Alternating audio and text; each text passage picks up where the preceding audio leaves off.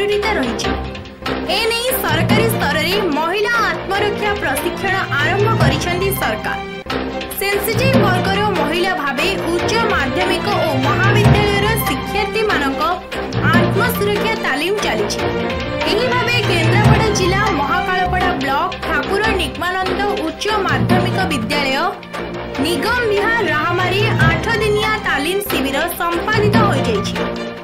शिविर में 2 जन मास्टर ट्रेनर 114 जन छात्री को 2 तारीख रु 11 तारीख पर्यंत प्रत्येक तालीम प्रदान कर शिक्षार्थी माने तालीम ग्रहण कले निजे सुरक्षित रहिबा सहित साथी महिला और समाज अन्य दुर्बल महिला मानकु सुरक्षा दे परिबे बोली जणा पड़छि। आहुरी मध्य महिला सुरक्षित हेले श्रृंखलित समाज गठन रे बेस सहायक हेबो। उच्च माध्यमिक विद्यालय रो अध्यक्ष खगेश्वर विश्वास, खेल शिक्षक नगेंद्रनाथ चौधरी, अध्यापक नित्यानंद बेहरा, प्राध्यापक प्रदीप किशोर राउतराय, कर्मचारी दुर्योधन महाराणा, विपिन बारी और नलिनी प्रभा जेना आदि प्रत्यक्ष तत्वावधान में शिविर परिचालित होते।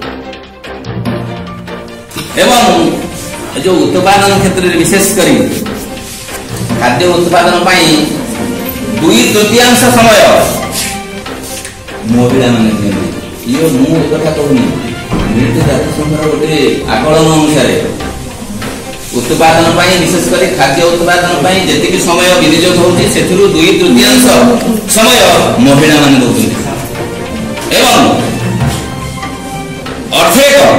अर्धेक उत्पादन महिला मान किंतु से मात्र रोजगार कर महिला माने 10%, 10%। सबुठ परितापर विषय होची से मात्र 1% संपत्तिर अधिकारी 1% सब आगे नहीं जाती।